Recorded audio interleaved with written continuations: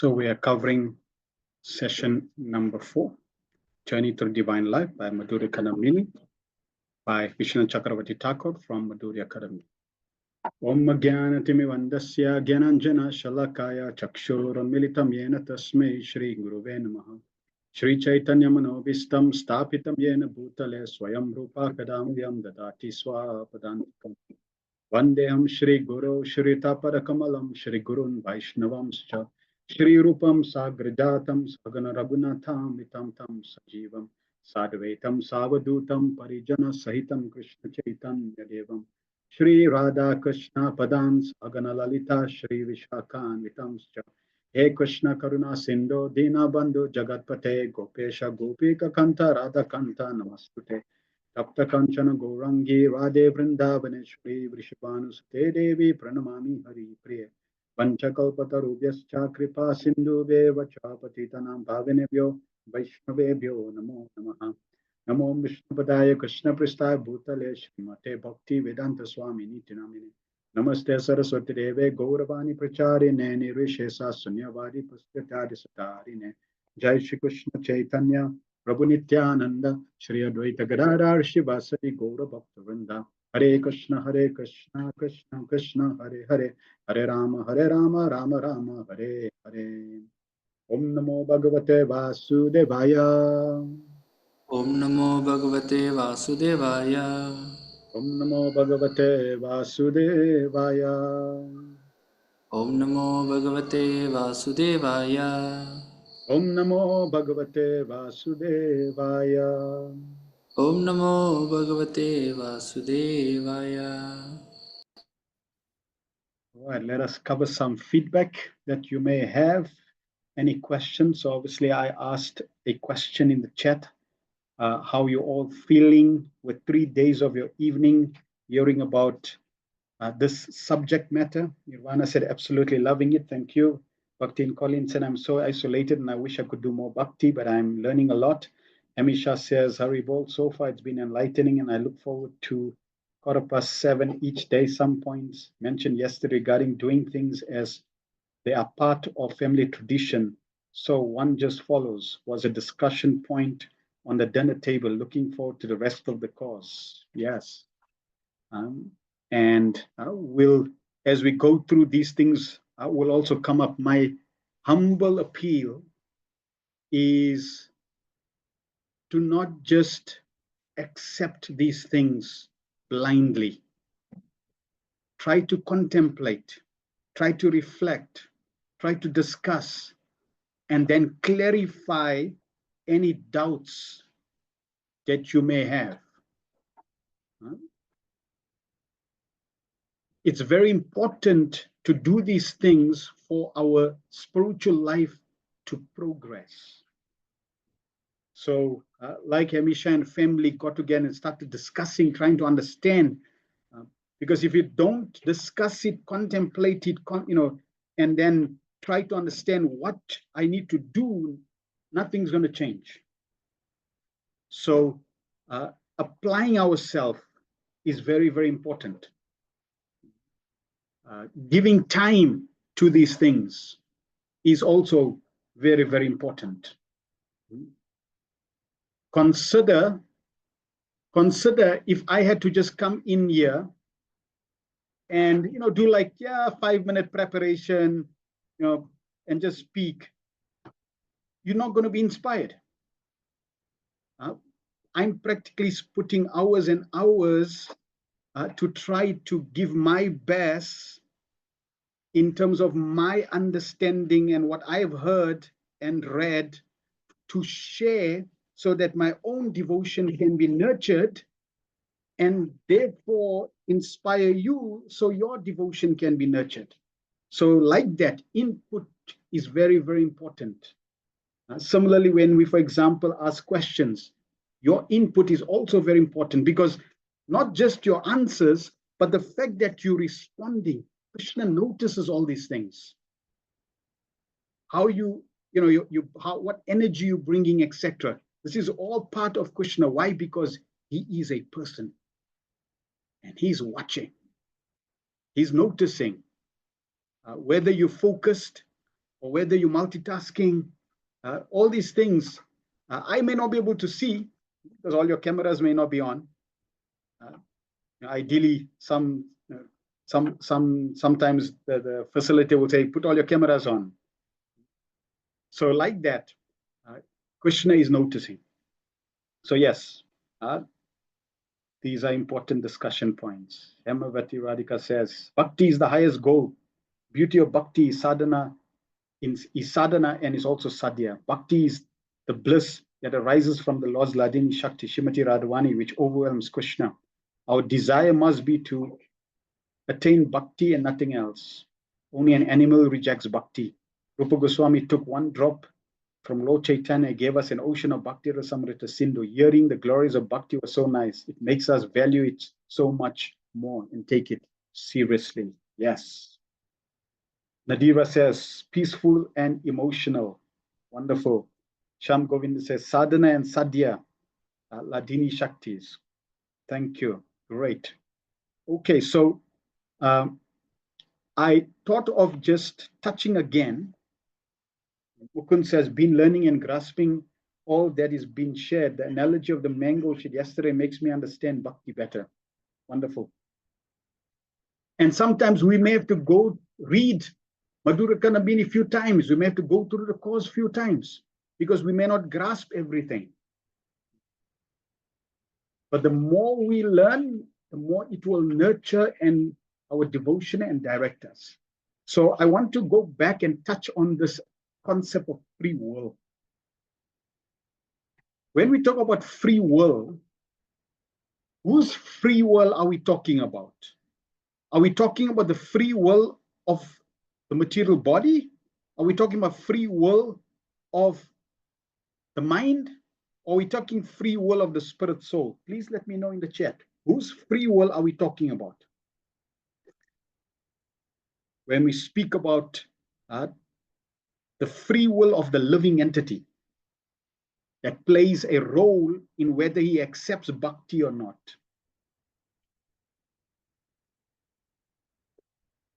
Shamananda says, yes, the jiva, the soul.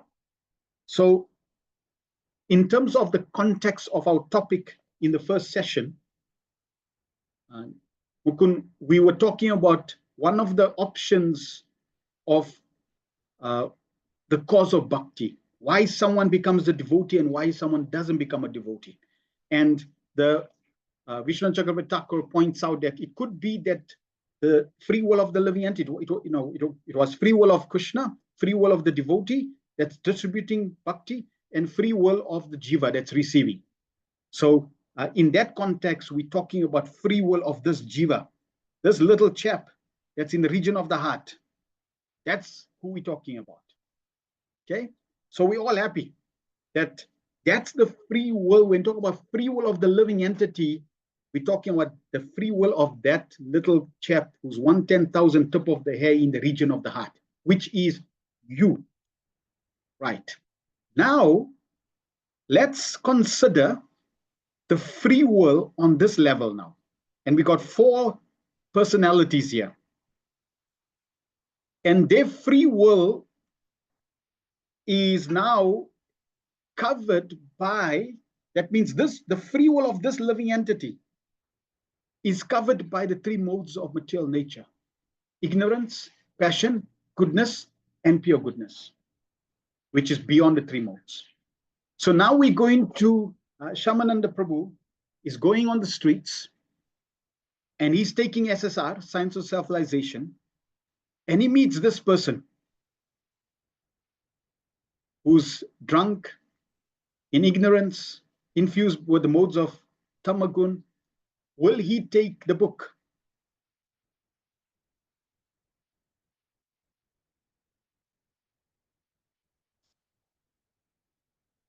I'm going to take the book. Right? Because he's under influence. Will this person who's under passion, who's angry, frustrated, will he take the book?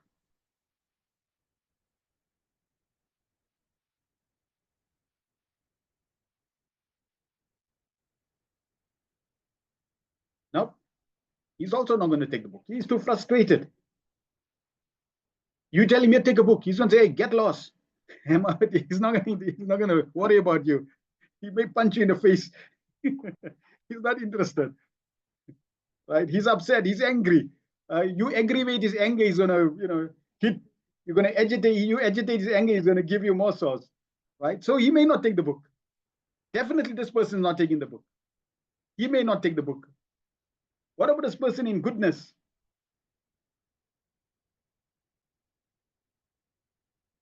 Yeah, he may take the book. What about the devotee?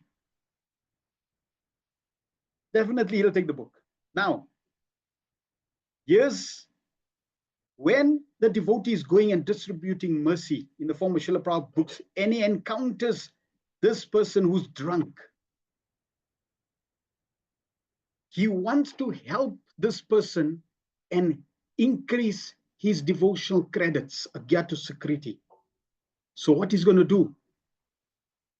He's going to say, even if you are drunkard, you are fond of tasting wine, I should recommend that you simply think that this taste of wine is Krishna.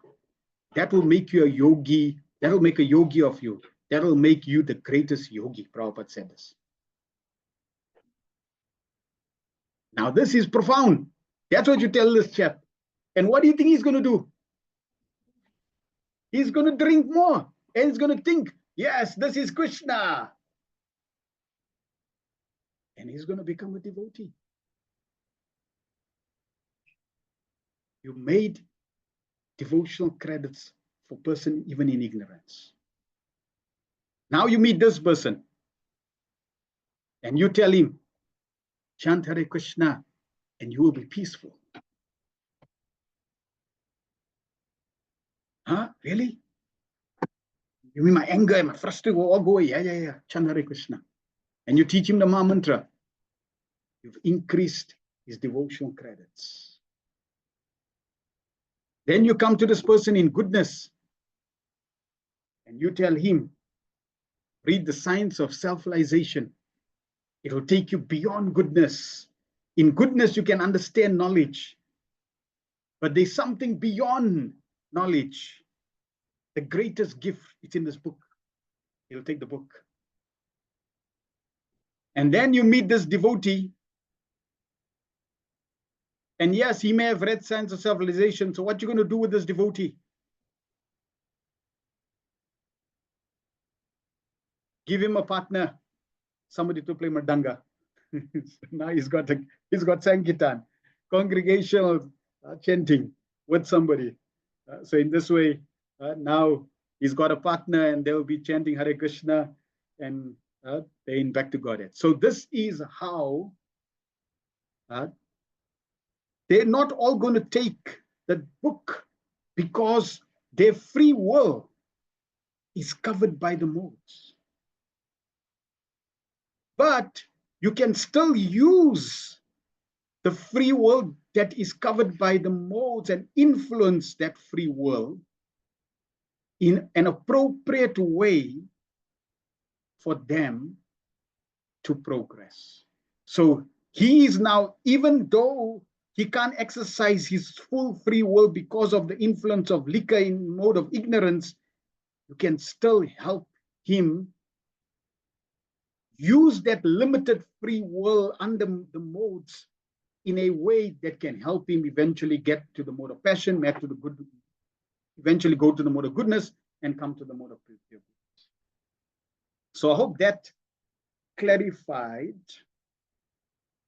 that really it's not depending on the individual's complete free will, because that free will is really covered according to the modes of material nature. So in summary, we covered up to yesterday's lesson, the highest understanding of the absolute truth is Akhila's Rasamrita Murti. The Lord and Suddha Bhakti are self-manifest and independent. The Lord bestows his mercy and pure bhakti through the devotee. The Supreme Lord is subservient to his pure devotee. Bhakti is caused by is not caused by any other process. Rather, it is bhakti which supports other processes. Bhakti does not depend on the purity of faith. Bhakti is not one of the means of attaining Gyan. Bhakti sometimes play the role of Gyan's assistant only to support it. Therefore, only someone who has not understood Bhakti or an animal would reject Bhakti. I have a question. What must you consider if you want to swim the Pacific Ocean, which means you want to swim from Tokyo all the way across the Pacific Ocean to San Francisco? What must you do? Just to give you some idea, it's a total of 8,850 kilometers. It could take 5 to 6 months, 8 hours average swimming. You're burning about 8,000 calories a day. Your goal is to swim from Tokyo to San Francisco. What must you do? What must you consider?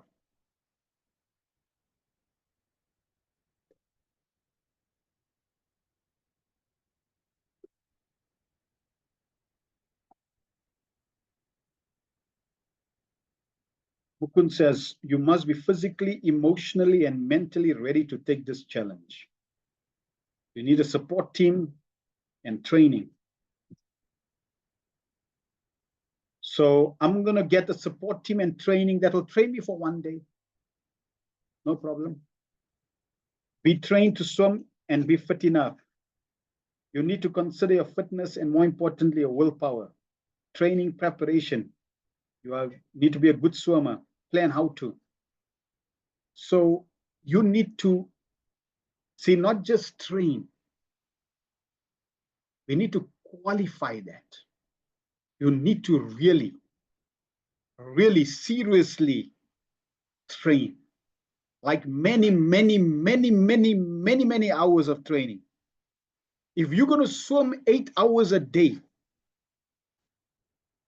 what is the minimum hours you need to swim for training in a day? Consider that. You cannot train for 1 hour a day because you're going to drown. If you're training for 1 hour a day and you have to swim for 8 hours, this is not going to happen, right? You need to swim. You need to swim at least 10, 12 hours a day to be able to swim across for 8 hours a day. What? Okay, I'm going to practice for 1 week and then I'll go for the swim. No.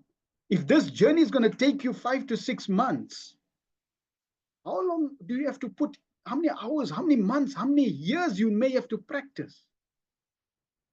So I hope I'm trying to emphasize something. If this is your journey, we need to understand your physical fitness, your mental fitness, your safety, your navigation, your nutrition, your hydration, the weather, legal consideration, equipment, medical consideration, time. In relation to this task, this goal that you're trying to achieve. And you can't just put in one Sunday every week for 2 hours and think you're going to make this journey. Because it is a serious journey. Similarly, going back to the spiritual world is not a simple, it's not a straightforward, simple, easy little task. No. You are crossing over the ocean of material existence. It's no ordinary task. Prabhupada says it's a serious matter. You think Maya is going to say, okay, you want to go back to God? Okay, come, no problem. Hell no. She's going to test you to see whether you're really serious about serving the Lord. And your seriousness, just like the person's seriousness to endeavor on this goal, will be gauged according to the time and effort he puts in behind the scene in the training, in his health, in his fitness, etc., in his preparation. He'll have to put far more energy into his preparation than even on the journey, because on the journey he's getting tested. So similarly, we need to understand through Madhurika Nambini the seriousness of this matter, that we are endeavoring to go back to the spiritual world. Yes, mercy is there. The process is very simple, but it is a very, very serious endeavor. And it's going to require effort and time on this journey. So this journey, actually, Vishwanath Chakravarti Thakur has described, even Rupa Goswami has described 9 different stages that we covered briefly yesterday. I'm going to share with you verses from the Srimad Bhagavatam that basically takes us through this journey as well. Sutta Goswami, in his initial response to the sages of Naimisharanya, says, when they were inquiring, Raj Parikshit was also inquiring, what must dying men do? And the conclusion was, engage in devotional service, the supreme dharma for all humanity, of all human beings. Sadhana bhakti is that by which prema bhakti to the Lord arises, which is not caused by anything other than itself, cannot be obstructed, and which satisfies the mind completely. O Brahmanas, this is Srimad Bhagavatam 1-16. O Brahmanas, attraction for the topics concerning Krishna will arise by service to great devotees. Syahanmat sevya vipra, followed by faith, by surrender to the feet of the pure Guru, and by the desire to hear. Vasudeva Kataruchi, one gets a taste to hear about Vasudeva. So we're covering faith, surrender to the feet of pure Guru, service to great devotees, desire to hear. Then 1-17. Shravantam Swakata Krishna, Punya Shravana Kirtana, Ryadanto Yabadrani. All the impurities are now getting cleansed. Krishna, who purifies by the process of hearing and chanting, who is the benefactor of the devotee, devotees who hear about him, enters the heart of the devotee and destroys their sin. Purifies by hearing and chanting, Krishna enters the heart and destroys their sin. 1-18. As the impediments to bhakti gradually becomes destroyed by constant service to the devotees and Bhagavatam, the stages of Nishtita bhaktis to Bhagavan, who is praised by the greatest sages, becomes established. So Nishtita bhakti becomes established. Impediments to bhakti are destroyed by constant service. Then 1-19, the mind becomes unaffected by lust, greed, anger, hatred, and illusion, which arise from rajas and tamas. Then the mind becomes fixed in the form of the Lord at the stage of Ashakti and becomes satisfied. So the mind becomes fixed on the form of the Lord at the stage of Ashakti. The mind becomes unaffected by rajas and tamas. 1-20. Then the mind becomes joyful and satisfied on attaining rati. Finally, prem develops, accompanied by the appearance of complete detachment. The devotee then experiences the Lord's form, qualities, pastimes, power, and sweetness. Mind becomes joyful on attaining rati. Prem develops, experiences the Lord's form, experiences the Lord's sweetness. So we can see how these verses are also describing the path. Ignorance 1-21. Ignorance is cut and all doubts are destroyed. On seeing the Lord in the mind with the eyes, all karmas are destroyed. When all karma is destroyed, no more body, no more material body. See the Lord in the mind and see the Lord with your eyes. Back to Godhead. So now we come to the second shower of nectar. In the first part of the second shower of nectar, Srila Vishwanath Chakravarti Thakur, he says, Before he begins unpacking Srila Rupa Goswami's verse on the progressive stages of devotional service and the angas of bhakti, Vishnu Chakravarti Thakur writes the following. We have not taken up the discussion of the differences between the dualistic and the monistic philosophies, Dvaita, Advaitavad, in this Madhurya Kanamini. Srila Jiva Goswami adopted a similar approach in his presentation on Sat Sandarbhas. Both authors are not presenting the impersonal viewpoint, which is unfavorable to loving devotional service. So he's making a point that those who are studying this book, those who are reading this book, they are personalist. They understand the value of bhakti, and therefore they're studying this book. He's not trying to now discuss whether God has a personal form or impersonal form, whether merging, serving God in a personal form is higher than impersonal Brahman, merging with Brahman, etc. No, that's for other books which he has written, Aishwarya Kadamini, etc. discussing this. Here he's simply accepting, yes, we're all convinced that God is a person. I have an internal relationship, loving relationship with God, and I need to revive that relationship. Then part 2, which we're going to cover today, he talks about Raga Sadhana Bhakti, or Raga Nuga Sadhana Bhakti, and Vaidhi Sadhana Bhakti. So our topic for today is going to be focusing on this, so that we understand what are we actually practicing. Srila Vishnu Chakravarti Thakur writes, the wish-yielding creeper of pure bhakti,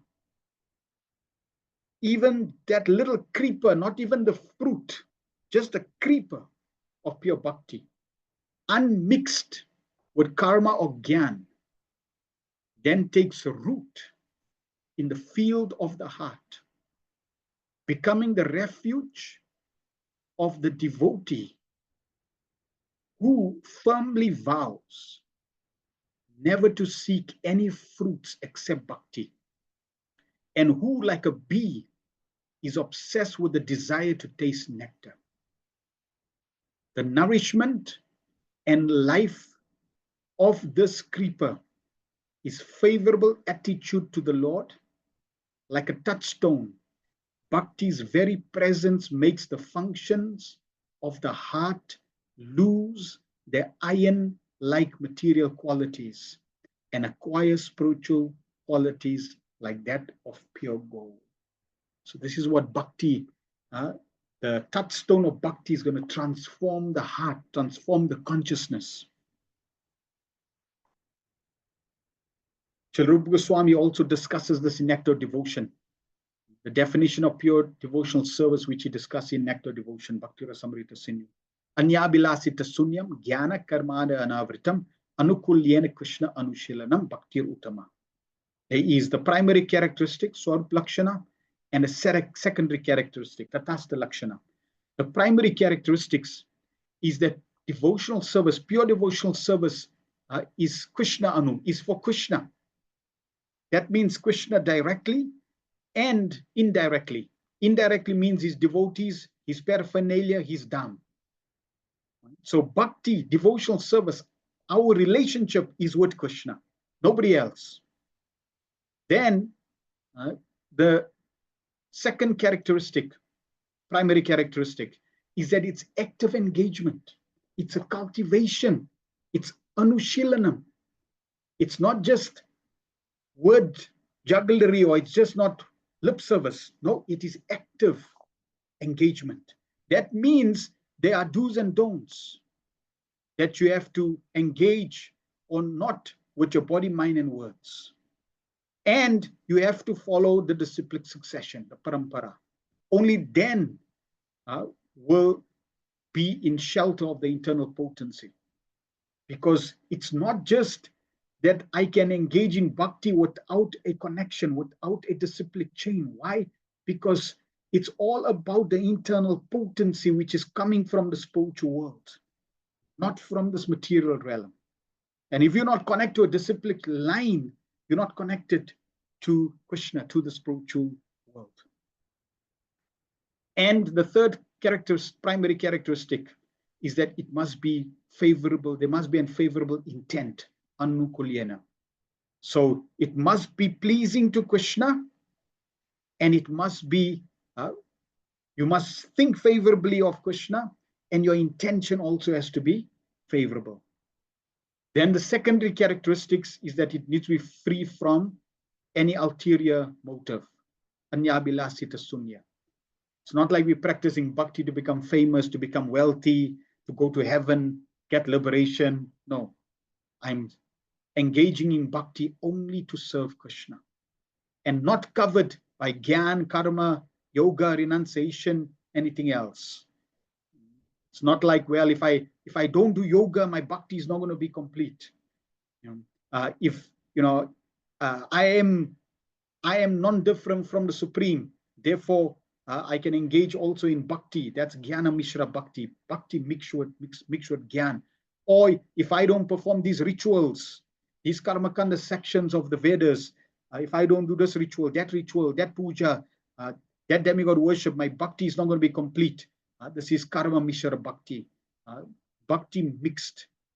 And pure devotional service is Anyabhilasita Sunya Jnana Karmadya Vritam. It's not covered by Jnana, by karma, by yoga, by any other process. Simply, purely, only to please Krishna, for the pleasure of Krishna, favorable to Krishna, under the direction of the disciplic succession. Srila Rupa Goswami also gives this definition of pure devotional service. Sarvopadi virin muktam tat paretvena nirmalam rishikena rishikesha sevanam bhaktir uchate. Bhakti or devotional service means engaging all our senses in the service of the Lord, the Supreme Personality of Godhead, the master of all senses. When the spirit soul renders service unto the Supreme, there are two side effects. One is freed from all material designations, and one's senses are purified simply by being employed in the service of the Lord. So all your upadis become zero. I'm this, I'm body, I'm male, I'm female, I'm African, South African, American, that, this, all that upadis are gone. The only upadi is, I'm a servant of the Lord. Then in Srimad Bhagavatam also the definition, Srila Vishnu Chakravarti Thakur is giving the definition from 7th canto, 5th chapter, verse 23 to 24.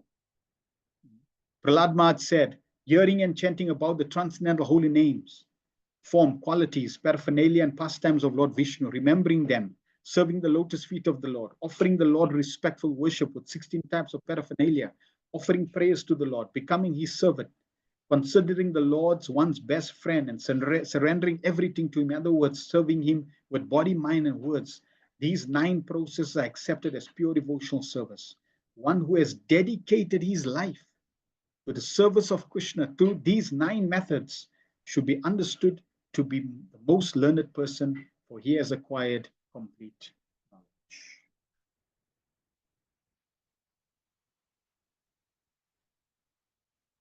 So Colleen says, how do you render service to the Lord when you are nowhere near temple or anywhere near Sangha? So here, Prahlad Maharaj is saying, Shravanam Kirtanam Vishnu Smaranam, hearing, chanting, remembering. That's how you can engage. You can set up a small altar at home and you can worship at home. There is no consideration of time, place, circumstance. So yes, connect with devotees, ask them how to set up an altar, get the pictures, and you can even have the Lord right in your home. And you can do simple puja.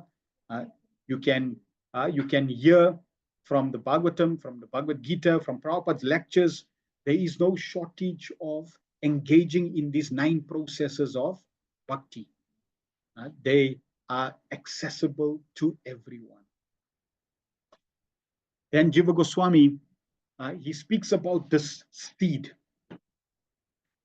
Sat Sangha Mena Ratyankura Rupaiva Matir Jayati Iti. Through the association of the sadhus, the intention or desire to engage in Krishna bhajan awakens.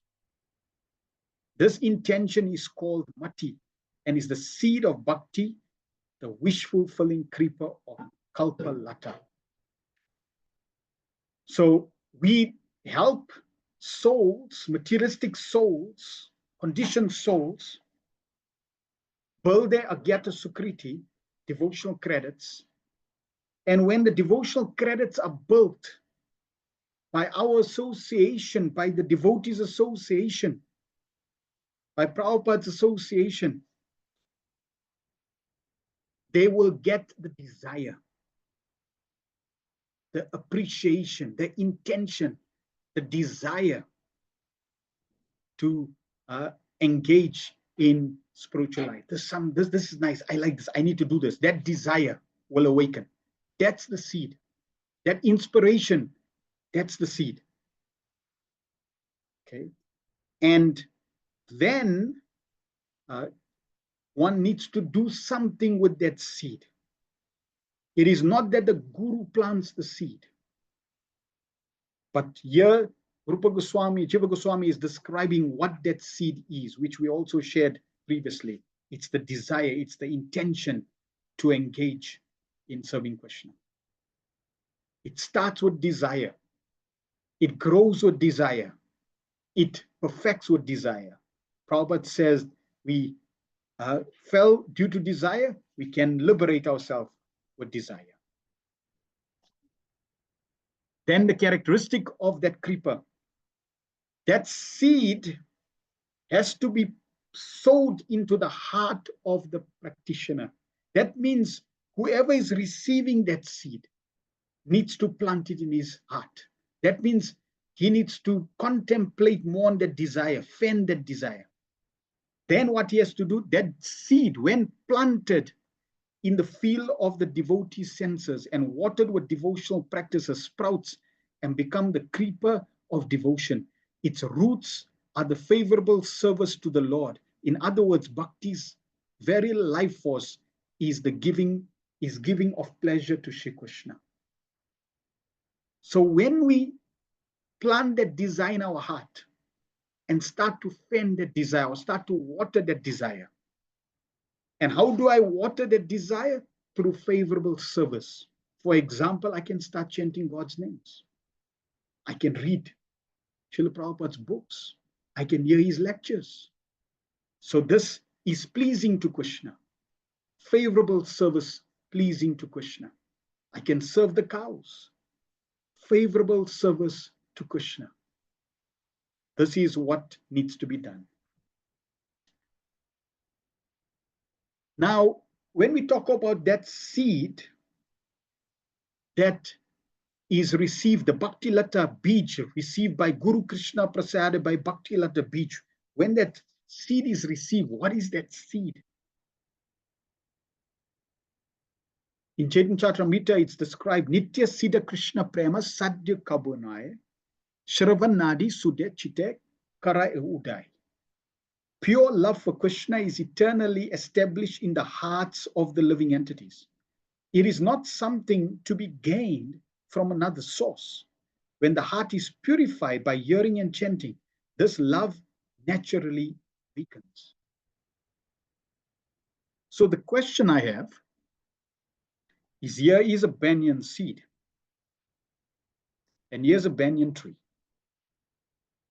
Does the banyan seed have the whole tree and leaves with all its characteristics in it?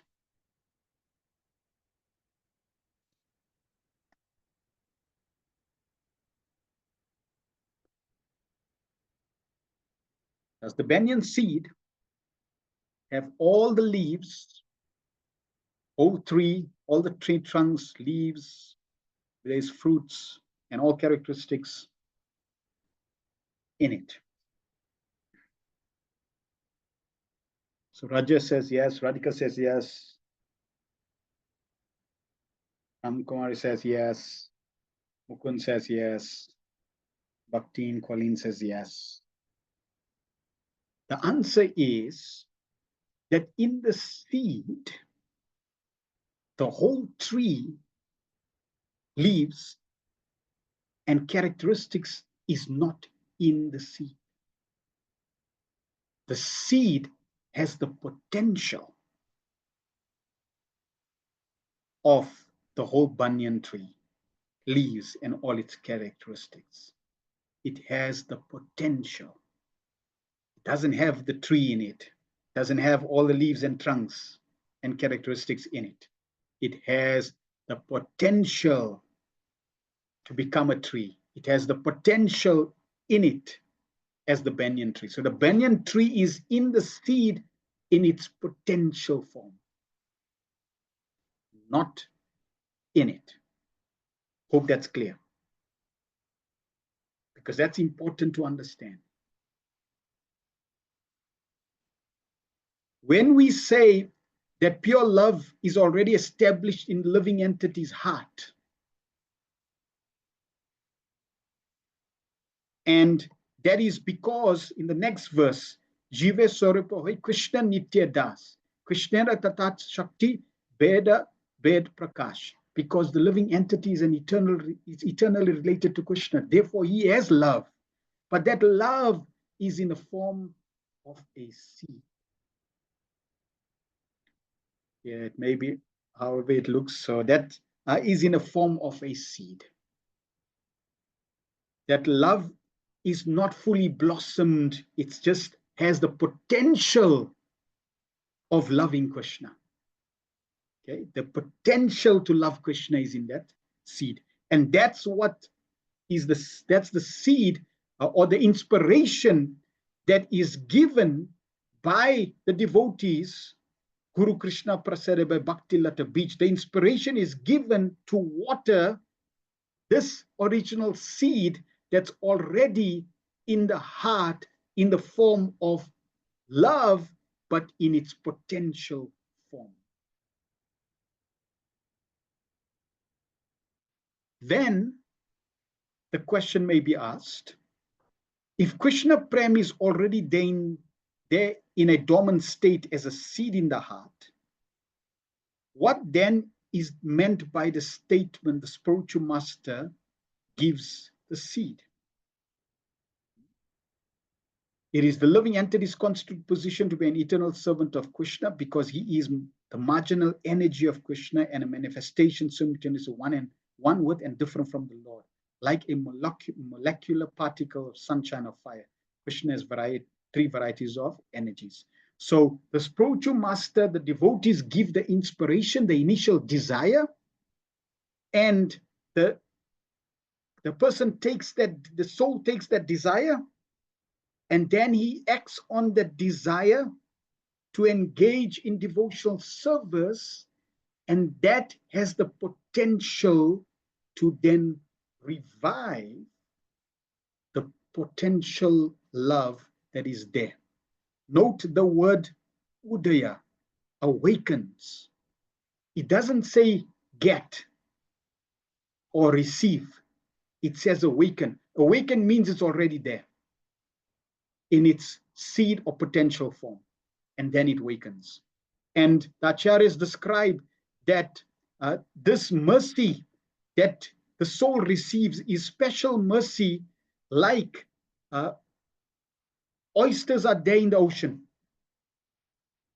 But during a specific constellation called Swati Nakshatra, during that specific constellation, when it rains and the rain falls in the ocean and touches the oyster, then pearls are formed. So every oyster has the potentiality to make pearls. But it is only when the rain drops during this specific Swati Nakshatra constellation touches the pearl, touches the oyster, does a pearl form. Okay? Or even when this raindrop forms on a serpent's head, then jewels are formed on the head of that serpent during the specific nakshatra. So that specific connection or contact of the devotee with the living entity has the potentiality to trigger that love, that desire to serve Krishna.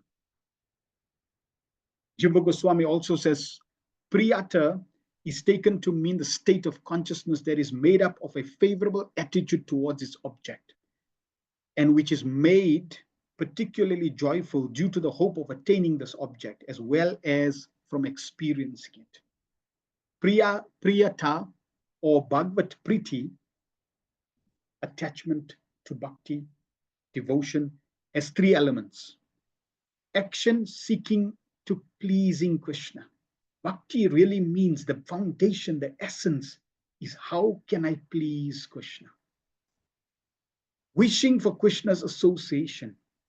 I want to see Krishna. I want to be in association with Krishna. I want to serve Krishna and experience the Lord's sweetness in that association. How does spiritual bhakti manifest in material senses? Srila Vishwanath Chakravarti Thakur answers, and he says, Bhakti's very presence makes the functions of the heart lose their iron-like material qualities and acquire spiritual qualities like that of pure gold. At a stage of sadhana bhakti, the material senses are gradually spiritualized. At a stage of bhava bhakti, which is like the second last stage, internal senses, mind, intelligence, and subconscious are all fully spiritual. And at a stage of prema, the highest stage, the gross material body itself becomes entirely spiritual. Vishwanath Chakravarti Thakur then continues. Gradually, the sadhana bhakti creeper sprouts and unfolds two leaves. So now the soul receives that inspiration, desire to engage in bhakti, and he starts to chant, he starts to associate, and slowly the bhakti starts to grow.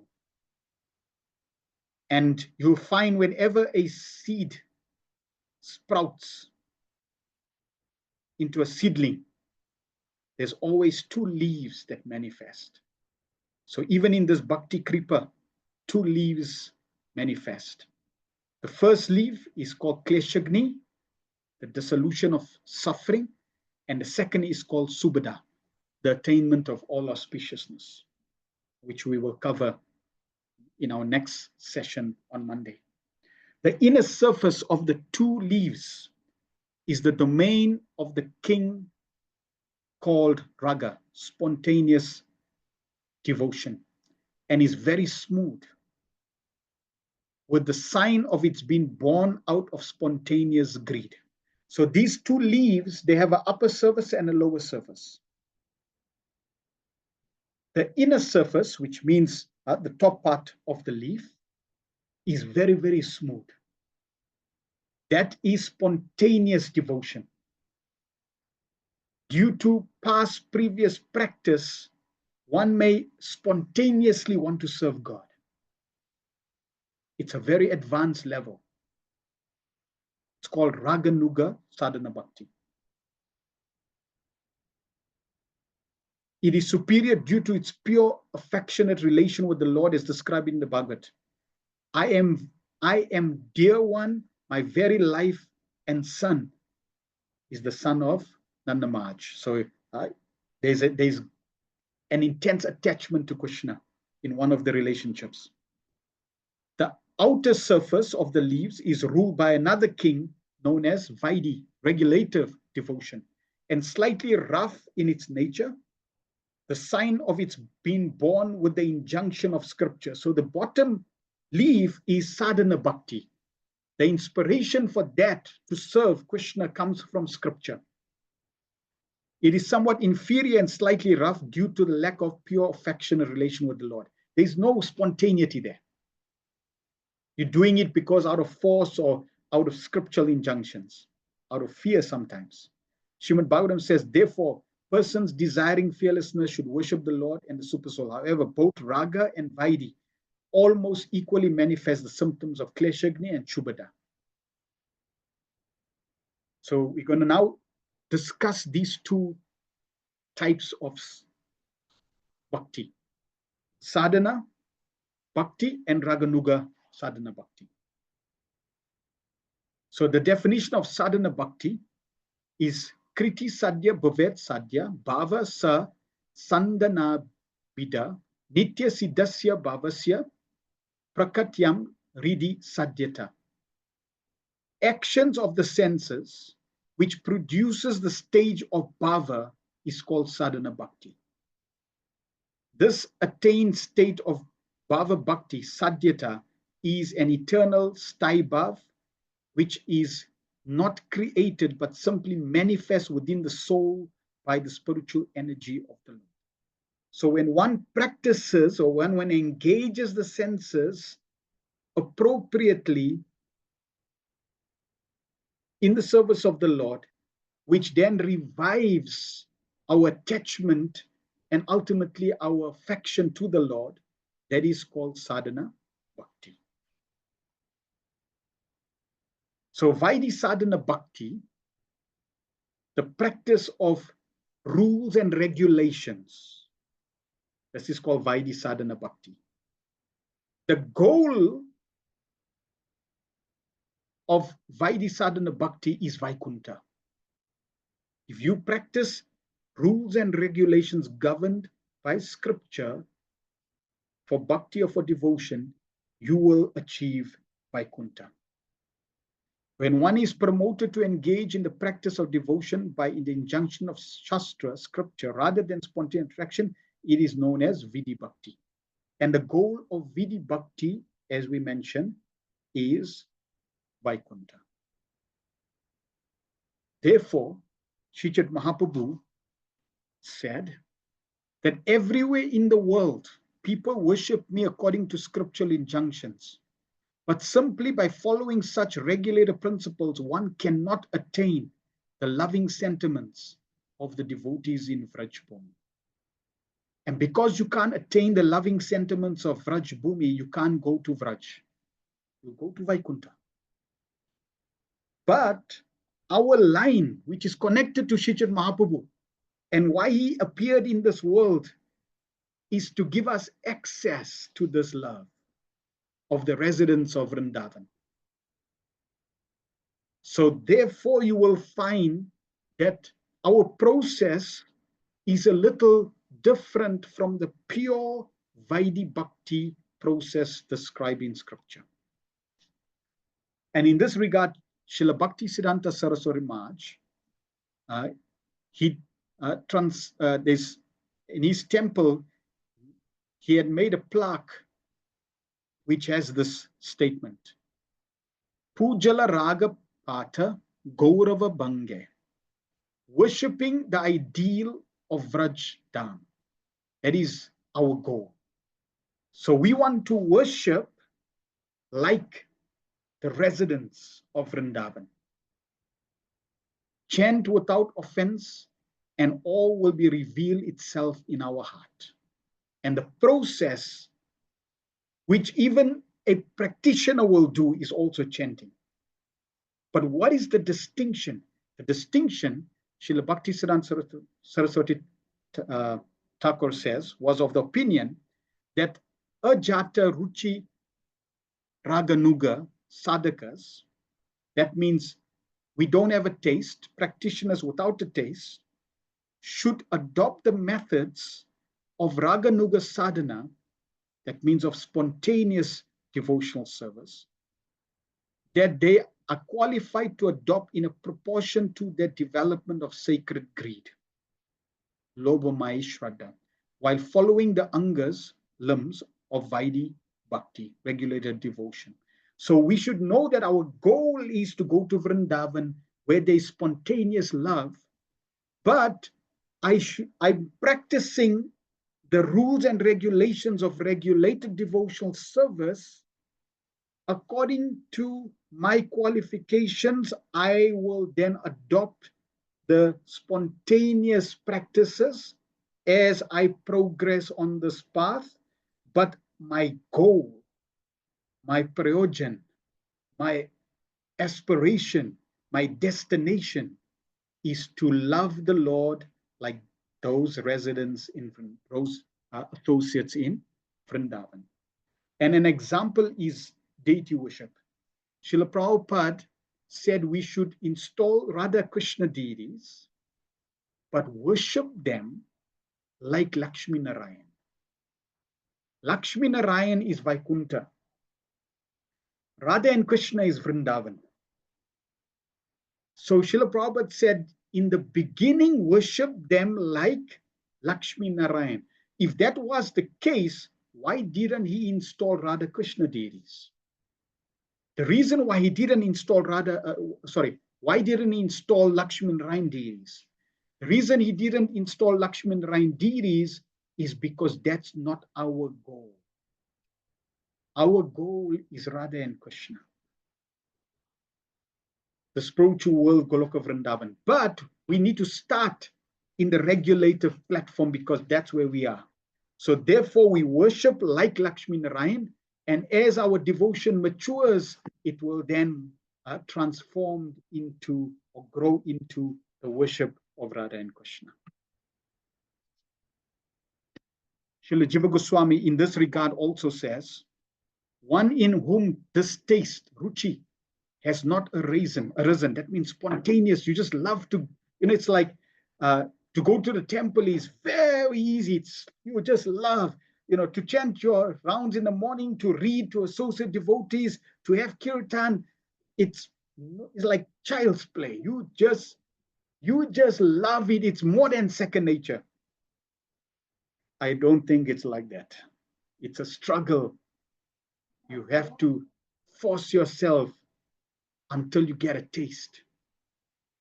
So in whom the taste has not risen, but has come to appreciate Raganuga Bhakti. So we appreciate the pure love, spontaneous love of Mother Yashoda. That's why for 30 days, what are we doing? We are worshipping and honoring Mother Yashoda binding Krishna. That is the appreciation. So we appreciating Raganuga Bhaktis, the Bhaktas, or they call Ragatmika Bhaktas. Has not arisen, but who has come to appreciate Raganuga Bhakti only on account of appreciation for a particular saint or scripture, may still practice Raganuga Bhakti, but with a mixture of Vaidhi Bhakti. In the same way, for the sake of preaching, one who is advanced and in whom taste has manifested should also practice Raganuga with a mixture of Vaidhi. Such mixture of the two kinds of bhakti means that one practices Vaidhi Bhakti by uniting it with whatever Raganuga practice one is capable. For example, Srila Prabhupada was a Ragatmika Bhakta, pure devotee from Vrindavan. Internally, he was performing that devotion, but externally, he was chanting the rounds, worshipping the deities, doing what we as sadhakas are supposed to be doing. So this way, to teach others, he's performing both practices. So Raga Bhakti, the prayojan, the goal is Vrindavan. Therefore, the method or the process is also different. So what is the definition? Raga means spontaneous, natural, intense absorption in the Lord, right? Not just some flickering, I like to remember Krishna, I like you, Krishna. No, not just some liking, but it's deep, it's spontaneous, it's natural, it's intense absorption. Bhakti enriched with this kind of rag is known as Ragatmika Bhakti. And this type of bhakti can only be practiced when one comes to the level of Nishta, after Narta Nivriti. This is manifested and expressed by the eternal associates of Vraja. Bhakti following their footsteps is known as Raganuga Bhakti. So they are called Ragatmika Bhaktas, and following their footsteps is called Raganuga Bhakti. Krishna's Kaviraj Goswami writes, the passionate devotion known as Ragatmika Bhakti is found principally among the residents of Vrindavan. The devotional practice that follows this kind of devotion is called Raganuga Bhakti. Jiva Goswami writes, Rag means a taste for engaging in bhajan with attachment. And Vishnu Chakravarti Thakur adds, Rag means the hankering, lobha, greed. You find scripture says we need intense greed for loving Krishna. That greed is the only price to pay for pure love of Krishna. By doing bhajan, that results either from seeing the deity of the Lord or from hearing his sweet pastimes as described in the 10th canto of Srimad Bhagavatam. So we'll know that we're advancing when that greed to see the deity, greed to serve the Lord, greed to hear Krishna's pastimes is there. Okay, so that's one way to measure. And Srila Prabhupada writes, this attraction is called spontaneous attraction. Technically, it is called Swarup Upalabdhi. This stage is not achieved in the beginning. It's only achieved when one is, I have overcome all one's anarthas. So it's advanced stage. That's where you get intense attachment. Nothing will deter you. In the beginning, one has to render service strictly according to the regular principles set forth by the revealed scriptures and the spiritual master. By continuously rendering service through the process of Vaidhi Bhakti, one natural's inclination is gradually awakened.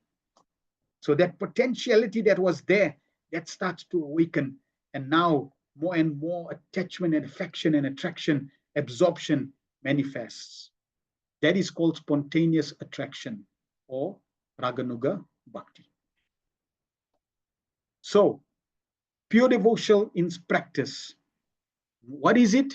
It's engaging our senses and mind in the service of Krishna. How do we do it? It's basically in the activities of devotional service. And why? To establish a relationship with Krishna.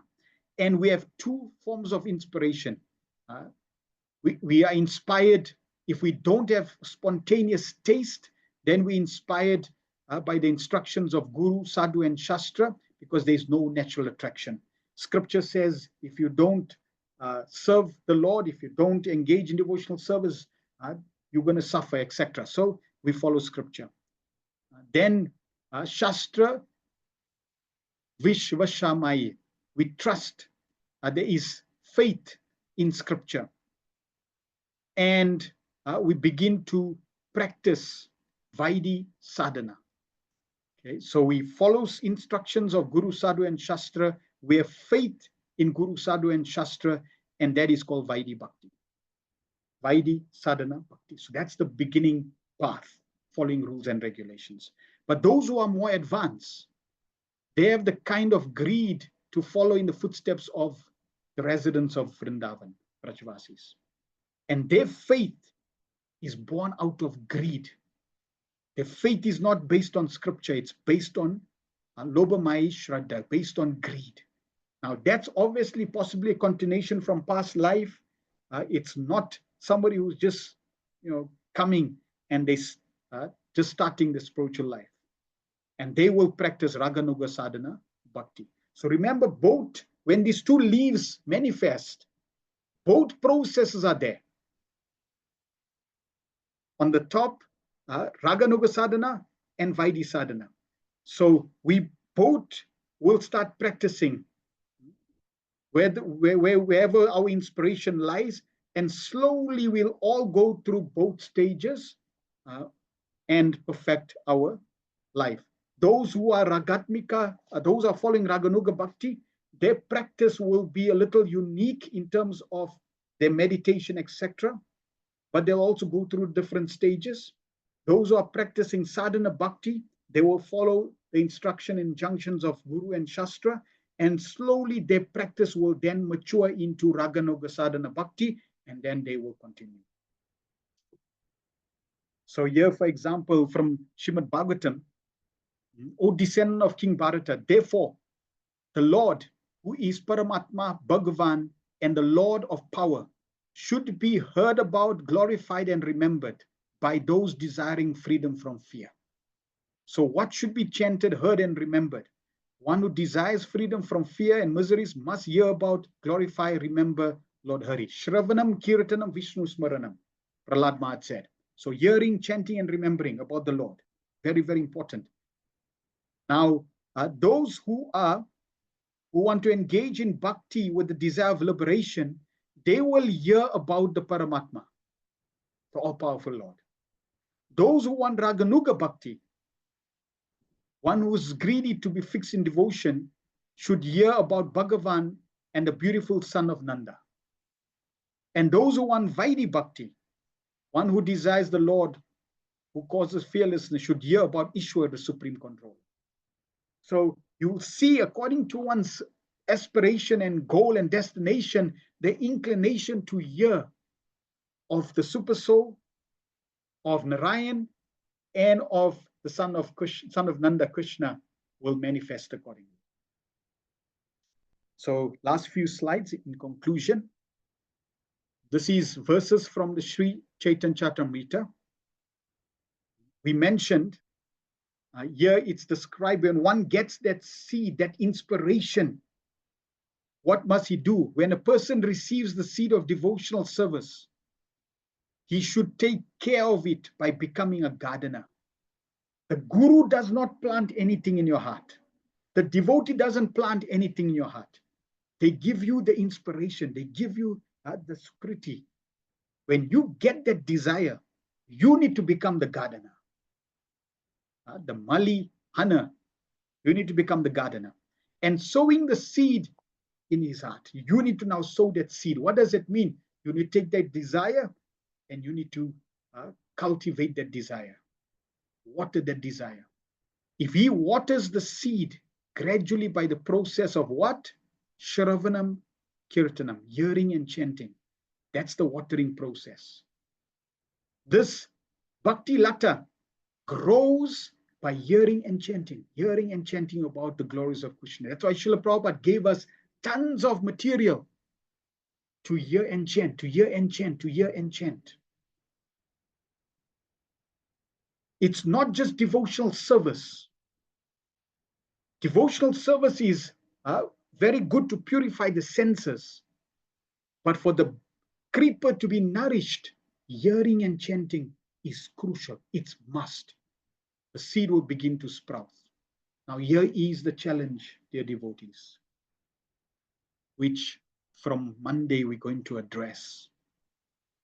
When this Bhakti Lata creeper grows and you start watering, or you sow that seed, firstly you sow that seed in your heart, in your consciousness, and now it starts to sprout. In your heart, there are a lot of stones, because the heart is also stone-like. There's many, many stones of desires, material desires. There are many holes of bad habits, sinful life. There are weeds of anarthas, bad habits. So when you pour the water, some cases that water just drops and leaks through the hole and doesn't nourish the bhakti creeper, the bhakti seed, the lata, or the weeds, they take the water, or the stone, that stones that are there, your heart is not fertile to receive the water for the bhakti to grow. So one needs to make sure that one prepares one's heart. The heart needs to be fertile. We need to remove the weeds. We need to block all the holes. So this will be coming in the section of Anartha Nivritti. How to make sure that we prepare the heart nicely, so that this watering process has proper effect. As a sprouting creeper grows upwards and unfurls two leaves, in the process of sadhana bhakti, two qualities make their appearance. The first is called kleshagni, the first leaf, relief from material distress, and the second leaf is subhada, all auspiciousness. We're going to go into these two leaves in detail and see what happens by the manifestation of these two leaves. The smooth upper surface of the two leaves is the jurisdiction of the king of Raj, or king of Raga, Raga Bhakti. It is in a superior position due to spontaneous greed for everything pertaining to the Lord, by genuine affection for the Lord in a particular relationship. The lower surface of the leaf is the domain of another king called Vaidhi Bhakti, being in comparatively lower position. This is because its characteristic has a tinge of roughness being generated from obedience to scriptural rules, and spontaneous deep affection for the Lord is lacking due to absence of an intimate relationship with him. And thus ends this section of Madhurya Kadambini, chapter 2, part 1 and 2 that we covered, covering the two forms or two leaves that manifest, which is basically Sadhana Bhakti and Raganuga Sadhana Bhakti, Vaidhi Sadhana Bhakti and Raganuga Sadhana Bhakti. The Bhakti that is inspired by rules and regulations of scripture, of the devotees, of the spiritual master. And the second, when one is more advanced and has practice in his past life and is continuing, he has that spontaneous affection. And you see, there are many devotees that would exhibit just like a spontaneous, strong desire to serve God. They fall in that category. Srila Prabhupada ki jai, Nitai Gop Pramanande Hari Hari Bol. Any questions or comments anyone has, please let us know.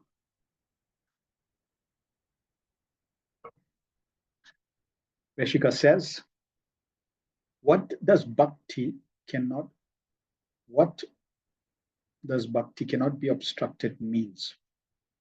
So yes, bhakti that cannot be obstructed means that there is no, if one is practicing bhakti according to the rules and regulations, nothing can obstruct it. Because why? It is the most powerful of all energies. That energy, that potency is part of the Ladini Shakti, Srimati Radhavani. So there is no energy in this material world, even in the spiritual world, that can stop the force of bhakti. But if one does not practice bhakti properly, especially in the initial stages, then that can, as we mentioned, that creeper, just like think of a real creeper. When a real creeper grows, you need to protect that creeper. You need to look after that creeper. You need to pour water. Imagine you don't pour water. Or imagine the dog comes and wheezes on that small plant. Or a mad elephant comes and dashes into your garden. Then that bhakti becomes destroyed. Okay? So therefore, as Srila Vishnu Chakravarti Thakur takes us through each chapter, he's going to reveal to us how to prevent bhakti from being obstructed by elements, especially in its early stages. Once it's strong, at a certain point, Nishtha, Ruchi, Ashakti, then the likelihood of it getting destroyed is very, very slim. Chaitanya Bhagavat says, Hare Krishna, please accept my humble obeisance to you and Srila Prabhupada. We see in that very rare case, as mentioned, devotees come in with very first contact. He has a deep and natural attraction to Krishna and doesn't want to waste time anymore. And Guru can see that and decides to give him first and followed by second initiation. And he goes on serving to Krishna bhajans. Is that Raganuga? If so, if yes, he asked to perform Vaidhi Bhakti. Isn't that going to be an impediment on his path? Right, very good question. So this is, remember, Raganuga Bhakti is practiced internally in form of meditation and not continuously according to one's advancement. There may be few hours that you internally practice Raganuga, meditating on Krishna's pastimes in Vrindavan, like that. Then the rest of the time you practice Vaidhi Bhakti, Vaidhi Sadhana Bhakti. Consider Srila Prabhupada. He's from Vrindavan, but his life externally is Vaidhi. but internally, Raganuga. So Raganuga Bhakti is not practiced externally. It's not a show. It's not an external. It's internal. It's internal meditation and contemplation. It's of the heart, attachment to Krishna. You don't see it. So yes, you can see someone who came and they get first and second, and they so attached to Krishna. They love to serve. They fully absorbed. They don't want to waste time. Symptoms of someone who's spontaneous, got spontaneous attachment to Krishna. Internally, they're practicing Raganuga and they're getting confidential guidance. Externally, for teaching others as an example, they're practicing Vaidhi Sadhana Bhakti. Hope that clarified. And that's how Prabhupada actually even wanted us to practice. Otherwise, people will just become sahajas, cheap devotees. Because you can teach, you can cheat, and people become impressed by these things. Bhaktin Colleen says, Hare Krishna, I'm very poor, but I love the birds and hedgehogs and the mice. They also belong to the Lord. And here in UK, hedgehogs and endangered. And the environment destruction these days, free living, animals struggling for food. I feed them, and if I chant Mahamantra and I'm putting their food out to them, is that bhakti to the Lord? I'm caring for his creation. Is that bhakti? Yes. So when you chant and offer the food, or you chant Hare Krishna and you then feed them, that is feeding prasad. That is building their sukriti. You are respecting living entities. You're seeing them as part and parcel of Krishna, and you're chanting Hare Krishna. So in this way, and you're feeding prasad, that is service. That is devotional service. So yes, Krishna is pleased by that, and that is also part of the process of bhakti. One time, Srila Prabhupada saw an insect in his room. So Prabhupada called the servant, and Prabhupada took a piece of mahapetal, and Prabhupada said, yeah, offer the petal to him, and you can take him. So then the devotee used the petal, and all with the petal picked him up and took him. So in this way, one can serve the living entities like that. Another time, Prabhupada was sitting, and the devotee saw an insect, and she didn't know what to do. Prabhupada said, chant to it. So then the devotee chanted Hare Krishna to the insect, to the snail. Amavati says, Hare Krishna Prabhu, thank you. We are grateful. Thank you very much. Nirvana says, can a person advance in their bhakti by only Ragan? Can a person advance in their bhakti by only Raganuga Bhakti? So this is why one needs superior guidance. What is superior guidance? What a spiritual master? The spiritual master will be able to identify and know the level, and then also instruct accordingly. Right? So whatever the practice is, whether it is Raganuga sadhana or whether it's Vaidhi sadhana, has to be under the guidance of a teacher, spiritual master. We'll be covering that. So it's not that one can choose one's own. No, there's a system, there's a process, and one needs to follow that process. And we see Srila Prabhupada has extensively given that even in Nectar Devotion. Thank you. Right. So Chaitanya Bhagat says, thank you so much. I'm just connecting the dots. Your answer to me put me in eternal tears. I don't know how to explain anything to you with all the course. Thank you. It's a great pleasure, Chaitanya Bhagat. Thank you, Rajesh. Shamananda Prabhu says, thanks, Prabhu, for all the time, effort, volunteer putting it all together so everyone can benefit. Thank you very much. Thank you, everyone, for your feedback. Sorry, we're a little out of time, but we need to spend this time. We're never going to spend this time going through this material. We will never be able to understand what we are in for. And what we are in for can never be paid. You cannot put a price. The goal that we are going to achieve by the mercy of Srila Prabhupada, of going back to the spiritual world and serving Radha and Krishna and the divine couple, which is eternal, There is absolutely no price you can put on that. There is no value you can put on it because it's valueless, like unlimitedly valuable. Therefore, you can't put a price. So whatever time we place, and we should be putting time, as we mentioned, if somebody wants to start a business, if any of you here are entrepreneurs, have your own business, you can vouch for me that you're putting more than 8 hours a day. You're practically putting hours and hours every single day, even weekends, to get your business to run. What to talk about if we want to perfect our life? We have to place time. So whatever time we can get together, we need to put time, especially in the beginning, to understand these things. And then once we understand, once we at least the basics and we know, once we're on the path, we're able to identify and then maneuver. And then we can fine tune as we progress. So very, very important. Thank you very much. On Monday, we will be covering